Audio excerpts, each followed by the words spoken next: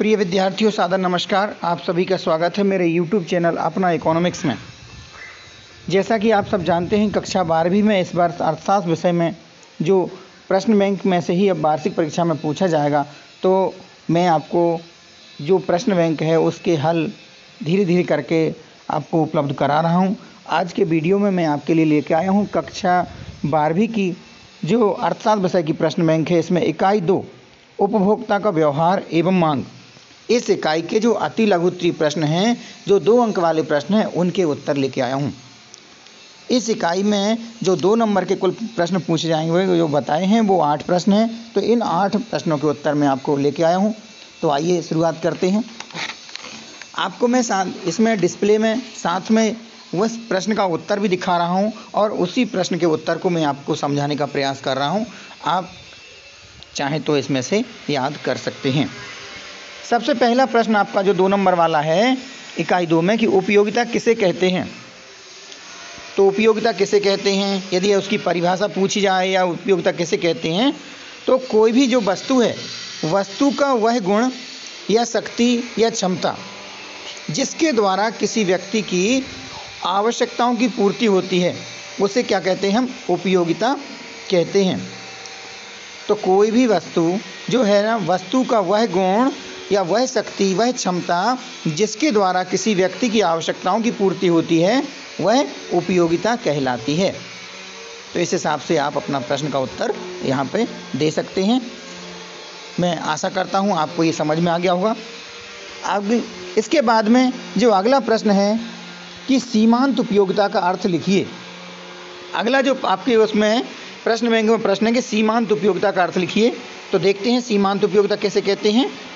किसी वस्तु की एक अतिरिक्त इकाई के उपभोग से प्राप्त अतिरिक्त उपयोगिता को सीमांत उपयोगिता कहते हैं। जब हम एक से अधिक वस्तुओं का उपभोग करते हैं तो क्या होता है, जब मान लीजिए कि मैंने अभी जैसे रोटी खा रहा हूँ, तो हो सकता है कि मेरी खुराक या मैं जो भोजन करता हूँ वो लगभग 5 रोटी खाता हूँ। तो क्या होगा, जब मैं पहली रोटी खाऊंगा जब मैं, तो मुझे सबसे ज़्यादा उपयोगिता मिलेगी। उसके बाद अगली रोटी का उपभोग करूंगा तो उससे कम जो उपयोगिता मिलेगी। ऐसे क्या होता है, धीरे धीरे करके उपयोगिता कम होती जाती है। तो यहाँ बताना है सीमांत उपयोगिता, यानी सीमा के अंत में सबसे आखिर में जो वस्तु का हमने उपभोग किया है उससे जो उपयोगिता मिलती है उसे कहते हैं सीमांत उपयोगिता। पुनः दोहराता हूँ कि किसी वस्तु की एक अतिरिक्त इकाई के उपभोग से प्राप्त अतिरिक्त उपयोगिता को सीमांत उपयोगिता कहते हैं। इसके बाद में तीसरा प्रश्न है कुल उपयोगिता किसे कहते हैं। उपभोक्ता द्वारा उपभोग की जाने वाली वस्तु की सभी इकाइयों से प्राप्त उपयोगिता से के जो संपूर्ण योग है उसको क्या कहते हैं, कुल उपयोगिता कहते हैं। पुनः दोहराता हूँ कि उपभोक्ता द्वारा उपभोग की जाने वाली वस्तु की सभी इकाइयों से प्राप्त उपयोगिता के जो योग है उसको कुल उपयोगिता कहते हैं। जैसे कि मान लीजिए मैंने 5 रोटी खाई और पहली रोटी से मुझे यदि उपयोगिता जो मिली है वह ज़्यादा मिली है, दूसरी रोटी से थोड़ी कम मिली है, तीसरी रोटी से कुछ और उपयोगिता कम मिली है, अगर हम इन 5 रोटी से जो उपयोगिता प्राप्त हुई है उन सबको जोड़ देंगे तो वो क्या हो जाएगी, कुल उपयोगिता हो जाएगी। इसके बाद देखते हैं आपका चौथा प्रश्न क्या है। चौथे प्रश्न में पूछा गया है उसमें कि बजट रेखा किसे कहते हैं। बजट रेखा को विद्यार्थियों कीमत रेखा भी कहते हैं। यदि आपने कीमत रेखा कहीं पढ़ा है तो आप कीमत रेखा और बजट रेखा एक ही बात है। तो कीमत रेखा या बजट रेखा 2 वस्तुओं के विभिन्न संयोगों को प्रकट करती है। ऐसे संयोग बताती है 2 वस्तुओं को कि जिससे उपभोक्ता एक दी हुई मौद्रिक आय और वस्तुओं की कीमत पर खरीद सकता है। कीमत रेखा या बजट रेखा 2 वस्तुओं के विभिन्न संयोगों को बताती है। जो उपभोक्ता एक दी हुई मौद्रिक आय यानी उपभोक्ता की आय दी हो और वस्तुओं की कीमत पर वो खरीद सकता है, वो कहलाएगी बजट रेखा। इसके बाद में अगला प्रश्न है, 5वां जो प्रश्न है कि बजट सेट किसे कहते हैं। तो उपभोक्ता बजट समूह या बजट सेट से आप क्या समझते हैं, देखते हैं। उपभोक्ता द्वारा अपनी आय से प्रचलित बाजार मूल्य पर दो वस्तुओं के उन सभी बंडलों या सभी समूहों को क्रय करने की जो अलग अलग संयोग रहेंगे, यानी कि एक उपभोक्ता है वो जो अपनी आय है, अगर उसकी आय निर्धारित है, पता है कि इतनी आय है, उस आय पर प्रचलित बाजार मूल्यों पर, बाजार में जो वस्तुओं की कीमत बताई गई है उस पर सभी संयोग, जितने भी संयोग उसके बन पा रहे हैं, तो सभी बंडलों को क्रय करने की क्षमता ही बजट सेट या समूह कहलाता है। इस प्रकार बजट सेट उन सभी बंडलों का समूह होता है जिन्हें वर्तमान बाजार कीमतों पर कोई उपभोक्ता खरीद सकता है। उपभोक्ता का जो बजट सेट है, वो बजट सेट क्या है कि एक उपभोक्ता को ये माना जाता है कि कोई दो वस्तुएं वो खरीद सकता है, जैसे वो पूरी जो अपनी आय है, या तो वो पूरे, जैसे मान लीजिए हम चावल और गेहूं के बारे में वो करते हैं कि यदि कोई व्यक्ति है, उपभोक्ता है, जो या तो अपनी आय का पूरा भाग चावल को खर्च करने में खर्च कर सकता है या फिर गेहूं को, या क्या कर सकता है, कुछ चावल की मात्रा को भी खरीद सकता है या और उसमें कुछ गेहूं की मात्रा को भी। तो यहाँ पर जो उपभोक्ता का जो बजट है वो क्या है, एक बार यहाँ पुनः दोहराता हूँ कि उपभोक्ता द्वारा अपनी आय से प्रचलित बाजार मूल्य पर दो वस्तुओं के उन सभी बंडलों या संयोगों को क्रय करने की क्षमता ही बजट सेट या बजट समूह कहलाता है।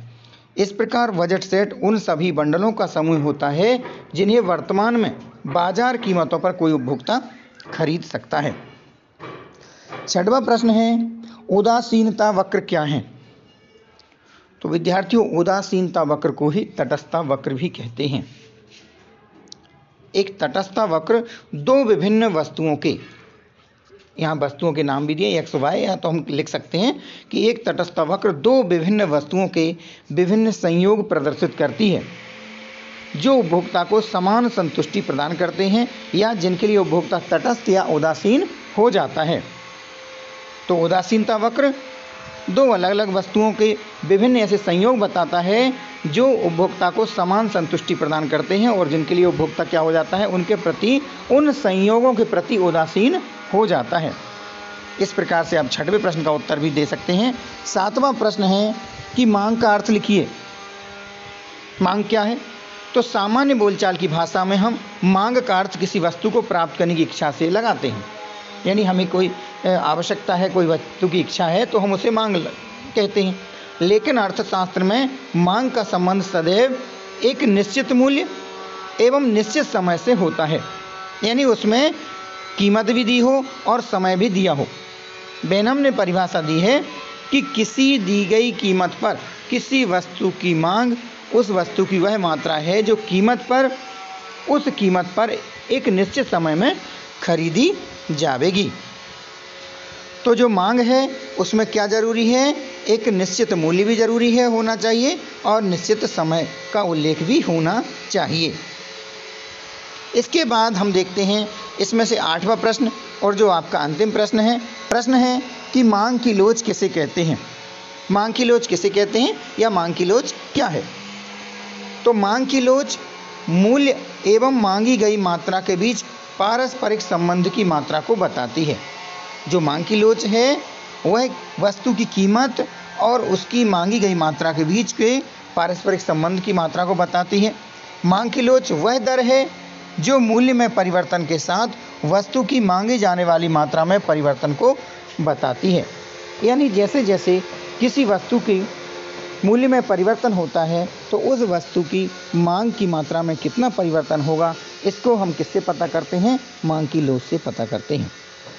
इस प्रकार से मैंने आपको यहाँ पर 2 नंबर वाले कुल जो 8 प्रश्न आपके जो प्रश्न बैंक में आए हैं इकाई 2 के, उन सब के हल यहाँ पर उपलब्ध करा दिए हैं।